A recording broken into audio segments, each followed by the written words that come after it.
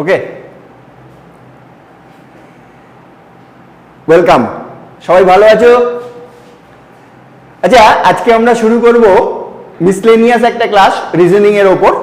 তো রিজনিং এর যে মিসলেনিয়াস ক্লাসটা, তাতে আমরা বেশ কিছু প্রশ্ন রেখেছি, বেশ কিছু প্রশ্ন নিয়ে আমরা আলোচনা করব। চলো শুরু করা যাক। দেখো ফার্স্ট কোশ্চেন যেটা দেওয়া হয়েছে, প্রত্যেকটা লেটারের আমরা দিয়েছি লেটারগুলো কিভাবে করতে হবে, অ্যানালজি বলে এটাকে, তাই না? এটাকে বলা হয় অ্যানালজি, তাই তো? তোমরা জানো অ্যানালজিতে কি করব, এফ আর এস। তো এফ আর এস এর লেটারগুলোর পজিশন ভ্যালু আমাদের জানতে হবে। আমরা যখন জানবো কি বলবো বলো, আমরা জানি জে ও টি পজিশন ভ্যালুগুলো কি, জে এর ভ্যালু হচ্ছে 10, ও হলো 15 আর টি 20। তবে হ্যাঁ, জট পাকিয়ে ফেলো না জট মুখস্থ করতে গিয়ে। হ্যাঁ, তো এই জে ও টি 10, 15 আর 20 যদি মনে রাখতে পারো, আচ্ছা বলো তো এর নিয়ারেস্ট লেটারগুলো ক্যালকুলেট করা যাবে, তাই না? তো এবারে আসি এফ এর পজিশন ভ্যালু কত না 6, এস কত 19। দেখো 6 থেকে 19 মানে 13 বেড়েছে, তাই তো? একই রকম ভাবে এল যদি বলি, এল কত 12, ওয়াই কত, ওয়াই হচ্ছে 25, 12 থেকে 25 13 বেড়েছে। আই হচ্ছে 9, ভি কত T20 বলেছিলে মনে আছে, ইউভি 22, 9 থেকে 22 কত বাড়লো 13। তাহলে এবার বলো এই চারটে অপশনের মধ্যে কোনটা আমাদের 13 বেড়েছে? তাহলে জি এর ভ্যালু কত, G7, টি কত T20 বলেছিলে 13 বাড়লো।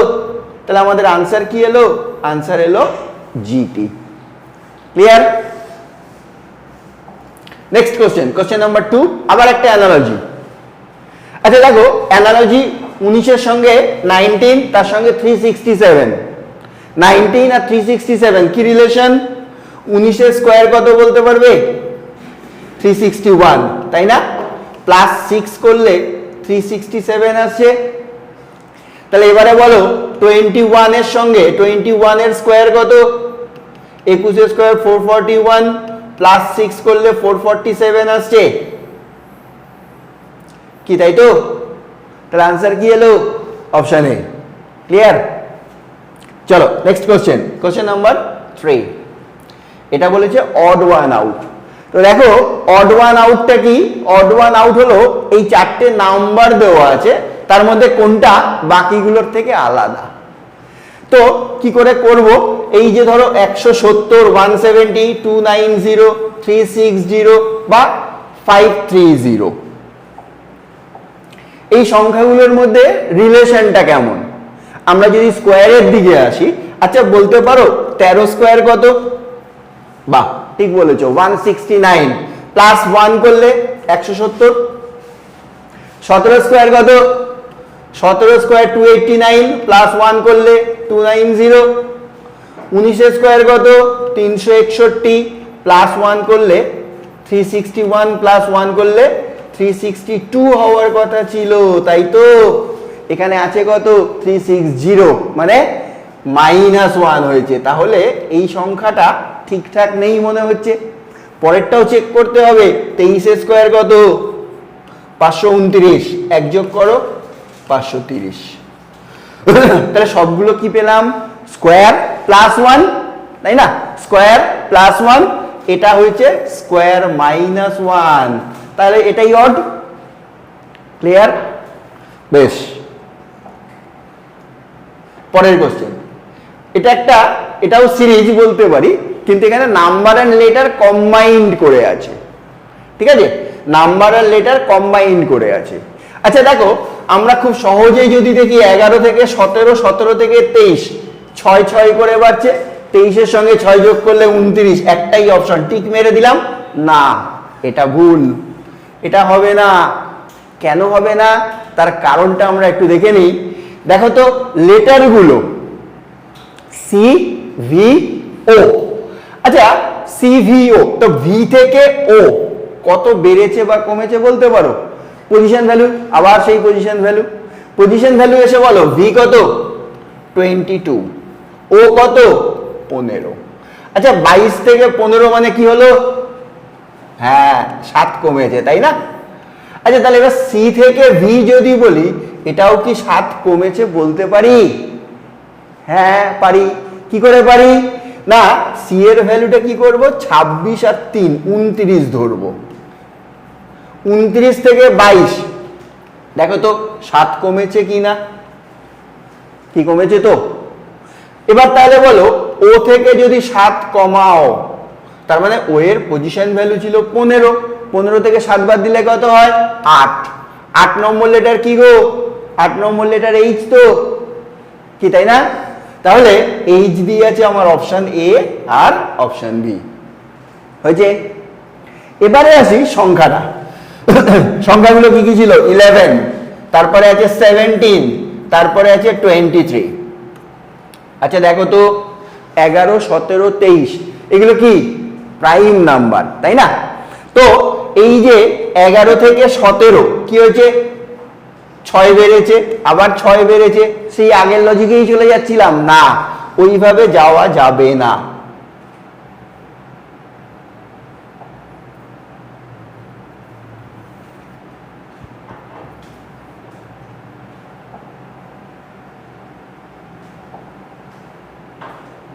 তাহলে আমরা কি করেছিলাম? আগে আমরা পেয়েছিলাম ও এর থেকে 7 কমিয়ে কি পেয়েছিলাম? এইচ পেয়েছিলাম, তাই না? এবারে বলেছিলাম 11, 11-র পরে 17, 17-র পরে 23। এগুলো সব প্রাইম নাম্বার। আচ্ছা বলতে পারো 11-র পরের প্রাইম নাম্বার কত? 11-র পরের প্রাইম নাম্বার 13, 13-র পরে 17, 17-র পরের কত? 19, 19-এর পরে 23, 23-এর পরের প্রাইম নাম্বার 23-এর পরে 25 বা 27 হবে না, তাই না? 25, 27 বাদ দিয়ে গিয়ে 29। তাহলে 29টাকে স্কিপ করো, তারপরের প্রাইম নাম্বার 31। আচ্ছা দেখো তাহলে আমরা লজিকটা কি পেলাম? 11 এটা নিয়েছি, এর পরের প্রাইম নাম্বার 13 বাদ দিলাম, তারপরের নাম্বার 17 নিলাম, 19 বাদ দিলাম, 23 নিলাম, 29 বাদ 31 নেওয়া হলো। তাহলে ওদিকে ছিল এইচ, এখানে 31। আনসার কি এলো? এইচ 31 হয়েছে। খুব সিরিয়াসলি দেখতে হবে, না হলে কিন্তু গন্ডগোল হয়ে যাবে, বুঝলে? চলো পরের কোশ্চেনে আসি। Question number 5। কোশ্চেন নাম্বার 5 আছে কি? একটা নাম্বার সিরিজ। এই সিরিজটা একটু ভালো করে খেয়াল করো। 19 থেকে 26 যদি বলি কত বেড়েছে? 7 বেড়েছে, কিন্তু তারপরে গিয়ে গন্ডগোল হয়ে যাচ্ছে, 19 বাড়ছে, 26 বাড়ছে। আচ্ছা এই যে 19 বা 26 বাড়ছে, একটু অন্যভাবে ভাবো। কিরকম দেখো তো, 19 আর 26 যোগ করলে কত হয় গো? 45 হবে। 26 আর 45 যোগ করলে 71 হবে। 45 আর 71 যোগ করলে 116 হবে। তাহলে এবারে কি হবে বলো? 71 প্লাস 116, কি তাই না? তাহলে কি আসছে? 6 এর একে 7, 7 এর একে 8, 1 187। ক্লিয়ার? চলো নেক্সট। এবার এসছে একটা ডাইরেকশন টেস্ট। ডাইরেকশন টেস্ট করতে গেলে প্রথমেই আমরা বলি কি কি জানি আমরা, যদিও কি বলো?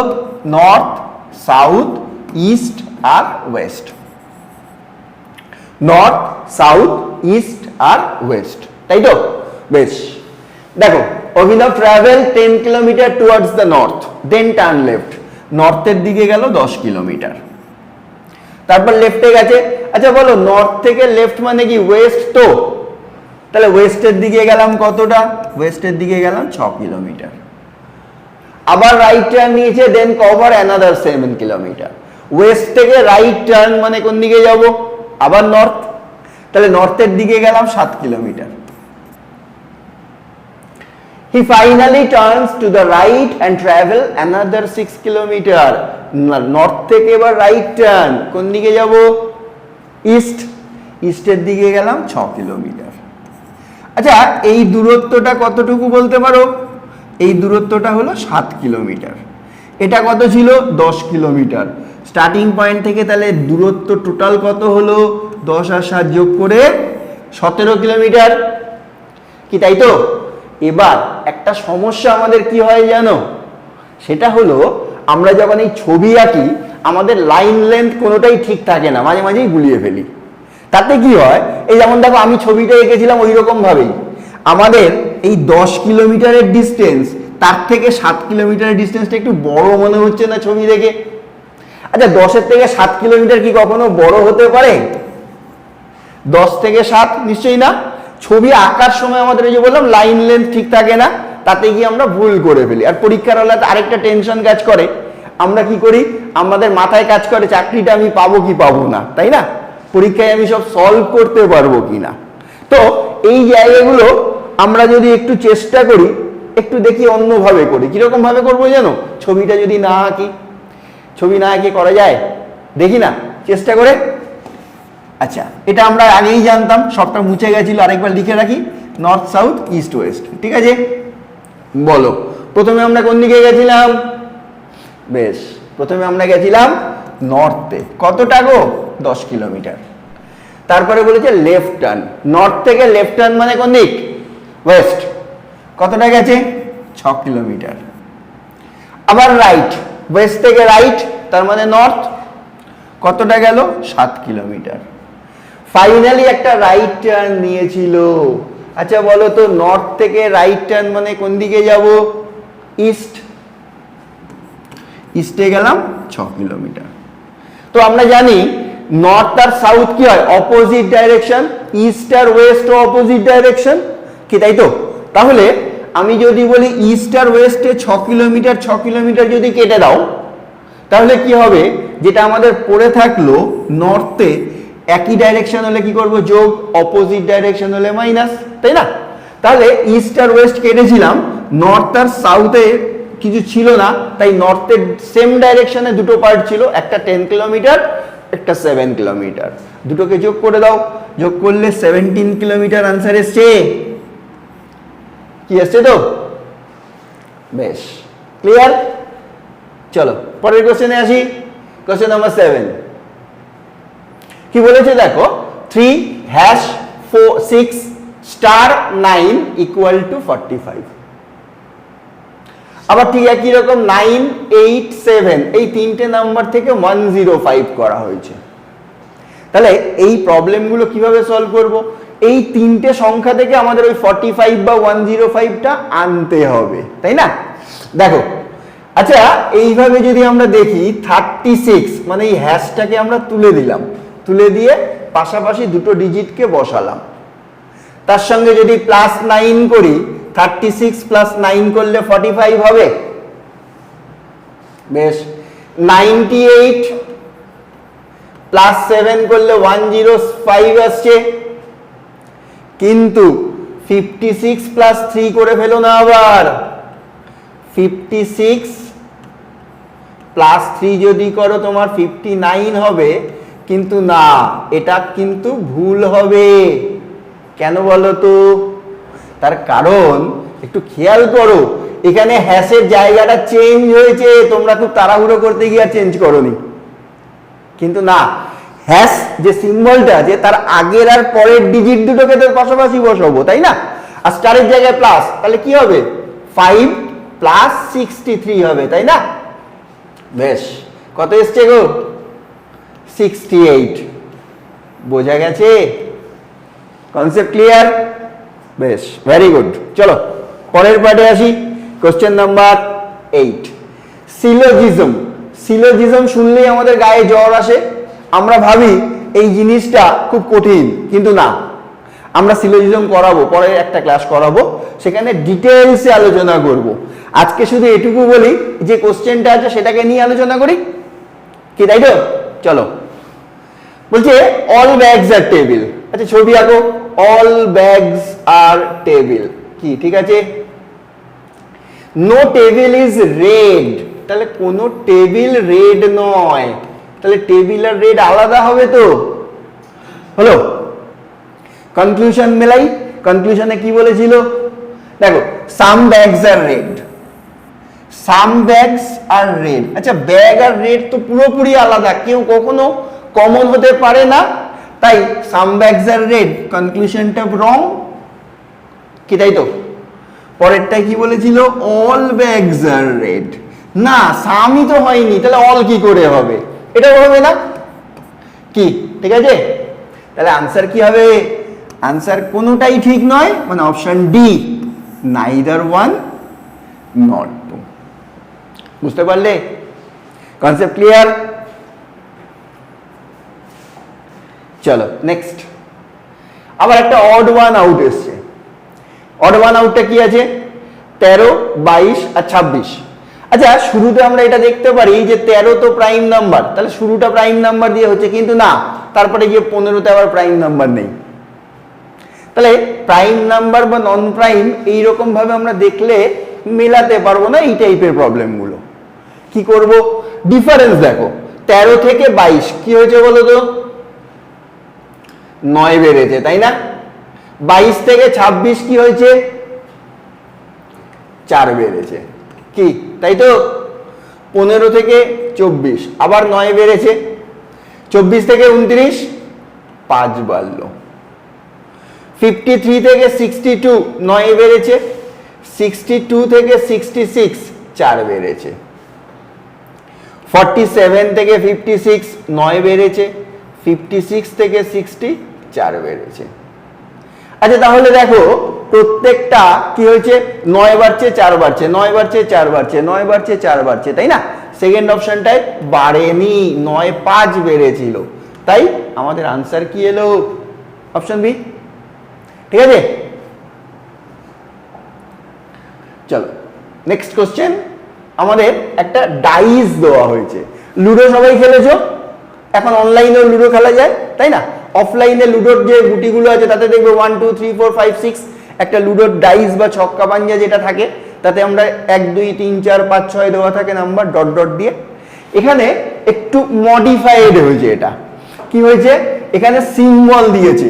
সবসময় জানবো এই দুটো হবে অপোজিট, ওই যে স্কোয়ারের ভেতরে একটা প্লাস সাইন আর ডট, এই দুটো অপোজিট। ঠিক একই রকম এই যে স্টার মতো আছে আর একটা হেক্সাগন বা ষড়ভুজ আছে, এই দুটো অপোজিট। আবার সার্কেলের অপোজিটে আছে প্লাস। ঠিক আছে, তাহলে যখনই দুটো অপোজিট গুলো থাকবে, ফোল্ড যখন হবে, আনফোল্ড থেকে যখন আমরা ফোল্ড করব, ফোল্ড করলে কি হয়, দুটো অপোজিট কখনো পাশাপাশি আসে না, তাই না? তাহলে এবারে আসি এই যে লাস্ট অপশনে, প্লাস স্কোয়ারের ভেতরে প্লাস আর হেক্সাগন। দেখো তো, প্লাস স্কোয়ারের ভেতরে প্লাস আর হেক্সাগন, এই তিনটে এরা কেউ কারো অপোজিটে নেই, তাই না? তাহলে এটা কারেক্ট। আমাদের প্রশ্নটা ভালো করে দেখো, কি বলেছিল, ক্যান নট বি মেড, কোনটা তৈরি করা যাবে না। আমরা অনেক সময় প্রশ্ন পড়ি না, এটা জিআই বা রিজনিং, তাই প্রশ্নটা খুব ভালো করে দেখতে হবে, না হলেই আমাদের গন্ডগোল হয়ে যাবে। তাহলে আমরা কি বললাম, প্রশ্নটা বলেছিল কোনটা হবে না, লাস্ট অপশনটা দেখেছি এটা হবে। থার্ড অপশনটা কি আছে, সার্কেল আছে, হেক্সাগন আছে আর ডট। সার্কেল, হেক্সাগন আর ডট, এই তিনটে ছবি দেখো তো, এরাও কেউ কারো অপোজিটে নেই, তাহলে এটাও ঠিক। এখানেও দেখো একই রকমই ছবি আছে, শুধু পজিশন গুলো চেঞ্জ হয়েছে, সার্কেল, হেক্সাগন আর ডট, তাহলে এটাও কারেক্ট কি, তাই তো? তাহলে যেটা বাকি থাকলো সেটাই আমাদের ভুল, তার মানে ওটাই আনসার। তবু যদি ওটা অন্য কোথাও থাকে বা একটু চেক করে নেওয়া ভালো। দেখো তো কি আছে, এই যে হেক্সাগন আর তার অপোজিটে বলেছিলাম স্টার মার্কসের মতো, তাই না? তাহলে হেক্সাগন আর স্টার এই দুটো তো অপোজিট, তাহলে এই দুটো যদি অপোজিট হয়, এটা কখনো পাশাপাশি আসতে পারে না কি, তাই না? তাহলে এটা কখনোই হতে পারে না।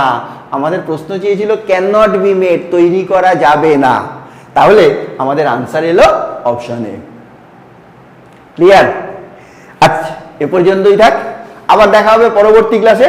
সবাই ভালো থেকো, প্র্যাকটিস এবং পড়াশোনা এটা রেগুলার বেসিসে করো। ওকে, বাই, সবাই ভালো।